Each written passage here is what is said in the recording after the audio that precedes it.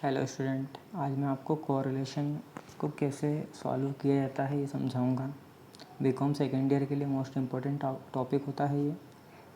यहाँ पर हमेशा दो वैल्यू दी होती है, एक्स और वाई की वैल्यू है यहाँ पर, और कुछ नाम भी दिए होते हैं। तो पहली वैल्यू को हम हमेशा एक्स मानते हैं और दूसरी वैल्यू को वाई। दो कॉलम हमेशा हमें क्वेश्चन में दिए होते हैं।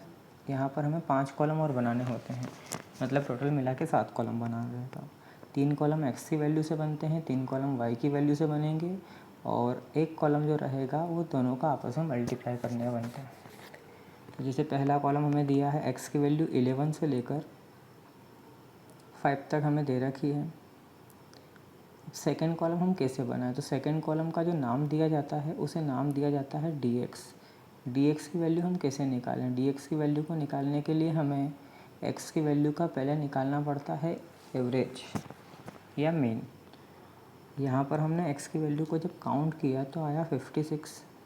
56 से एवरेज निकालने का तरीका ये होता है कि टोटल नंबर को नंबर ऑफ़ जितने भी नंबर होते हैं उससे हम डिवाइड कर देते हैं, जितने डिजिट दिए हैं।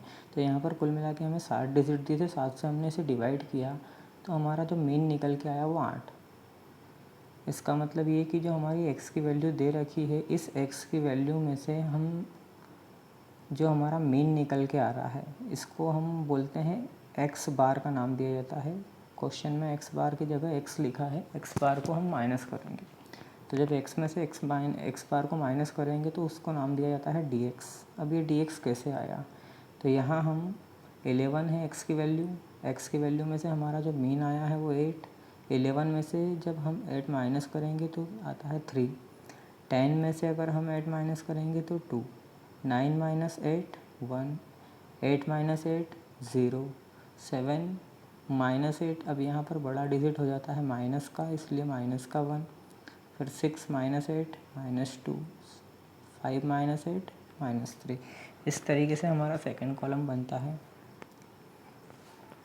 तो सेकंड कॉलम के बाद हमें बनाना पड़ता है थर्ड कॉलम। थर्ड कॉलम हमको बनाने के लिए जो हमारा सेकंड कॉलम बनता है उस सेकंड कॉलम का बनाना पड़ता है, स्क्वायर लगाना पड़ता है। अब स्क्वायर मतलब जैसे यहाँ पर टी एक्स की वैल्यू आई हमारी 3। 3 का स्क्वायर होता है 9। 2 का स्क्वायर 4। 1 का स्क्वायर 1।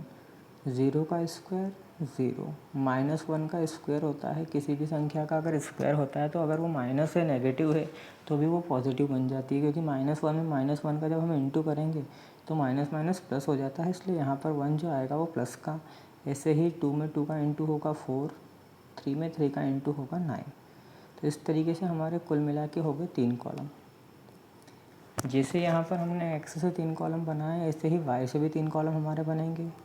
सबसे पहले हमें जो भी वाई की वैल्यू दे रखी है वो एज इट इज़ हम लिखेंगे जो हमें क्वेश्चन में दी है। अब ये वैल्यू लिखने के बाद जैसे हमने एक्स का एवरेज निकाला, ऐसे हम वाई का भी एवरेज निकालेंगे। वाई का हमने टोटल करके देखा, हमारे पास आया 77। अब जो 77 आया है यहाँ पर भी वही नंबर ऑफ़ डिजिट, नंबर हमारे पास कितने 7 से जब हमने डिवाइड करा तो 77 को 7 से डिवाइड करने पे 11 आया। एक्स का हमने डेविएशन 8 से लिया है, वाई का हम डेविएशन 11 से लेंगे।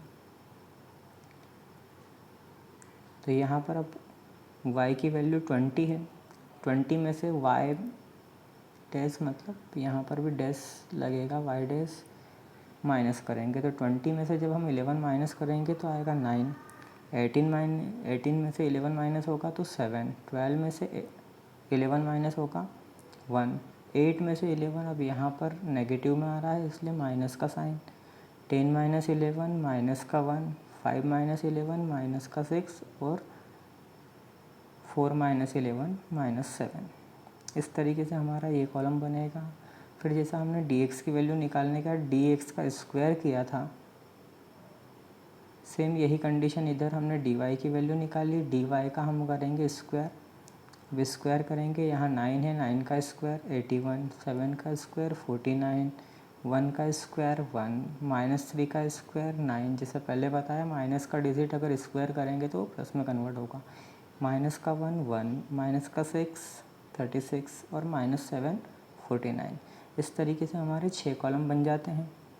अब 6 कॉलम के बाद 7वां कॉलम हम कैसे बनाएं? तो 7वां कॉलम बनाने के लिए अगर आपको याद नहीं रहे कि किस में किसका मल्टीप्लाई करें, तो आप ये याद रखो कि सेकेंड कॉलम का मल्टीप्लाई हमें 5th कॉलम में करना है। सेकेंड कॉलम का मल्टीप्लाई 5th कॉलम में करना है, या dx में dy का मल्टीप्लाई करना है।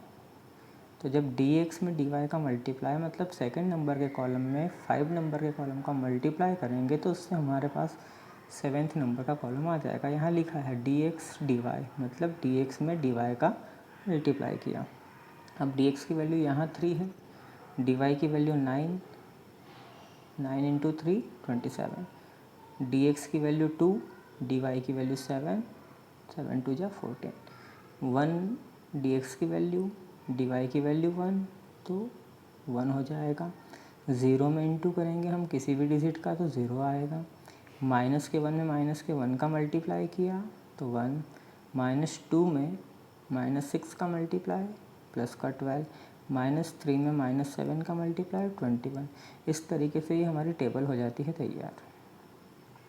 अब ये टेबल तैयार होने के बाद हमें क्या करना है, हमें निकालना है कोरिलेशन। अब कोरिलेशन के लिए हम क्या करें, तो यहाँ पर हमको इसका फार्मूला याद रखना है। इसका जो फार्मूला होता है, जो इसे भी याद करने का जो सिंपल सा तरीका है, अगर आपको याद ना रहे कि हम किसको किससे डिवाइड करें, ऊपर किसको लिखना नीचे, तो इसको याद रखने के लिए आपको याद रखना 7 कॉलम का जो टोटल होगा वो ऊपर आएगा, उसके अपॉन में जो 3rd कॉलम आता है उसका टोटल, और उसी के इनटू में आपको 6th कॉलम का टोटल लिखना है और इनका लगाना है रूट। 7th कॉलम का टोटल डिवाइड में 3rd कॉलम का टोटल इनटू में 6th कॉलम का टोटल, और दोनों रूट के अंदर होने चाहिए। तो इस तरीके से इस फार्मूले को हम देखते हैं। 7th कॉलम का टोटल है dx dy, अपॉन में अंडर रूट के अंदर आपको दिख रहा है सबमिशन d²x मतलब 3rd कॉलम, और उसी के मल्टीप्लाई में दिख रहा है सबमिशन d² y मतलब आपका 6th कॉलम। तो याद रखने का सिंपल सा तरीका, फार्मूला अगर याद ना रहे तो 7th कॉलम के टोटल को हम डिवाइड करेंगे रूट के अंदर 3rd कॉलम, और 6th कॉलम का मल्टीप्लाई करने पे जो डिजिट आएगा उससे हम 7th कॉलम के अमाउंट को डिवाइड कर देंगे। इस तरीके से हम वैल्यू पुट करते हैं। अब से देखिए 7th कॉलम का टोटल है 76, तो हमने यहाँ पर पुट करी वैल्यू 76, अपॉन में रूट है, रूट के बाद लिखा है 28 3rd कॉलम का टोटल, फिर 6th कॉलम का टोटल 226, फिर 76 को हम एज इट इज़ लिखेंगे, अपॉन में पहले हम दोनों का मल्टीप्लाई करेंगे। 28 में 226 का मल्टीप्लाई करने पे 6328 आता है। उस अमाउंट का हमें फिर निकालना रूट, तो रूट निकालने पे जो वैल्यू निकल के आ रही है वो आ रहा है 79.55। अब बहुत से स्टूडेंट यहाँ पर गलती ये कर लेते हैं कि 79.55 बड़ा डिजिट दिखता है और उसको डिवाइड कर देते हैं 76 से। तो यहाँ पर आपको ये याद रखना है कि जो डिजिट ऊपर है 76 अगर ऊपर है तो हमें पहले 76 लिखने के बाद फिर उसको डिवाइड करना है 79.55। तो इसका आंसर जो आपका निकल के आता है वो आएगा 0.96। इस तरीके से हम कैलकुलेट करते हैं कोरिलेशन को। मोस्ट इम्पॉर्टेंट टॉपिक है, अभी जो होने वाली एग्ज़ाम है उसमें बिल्कुल ये क्वेश्चन आएगा, 5 नंबर में हर साल पूछा जाता है।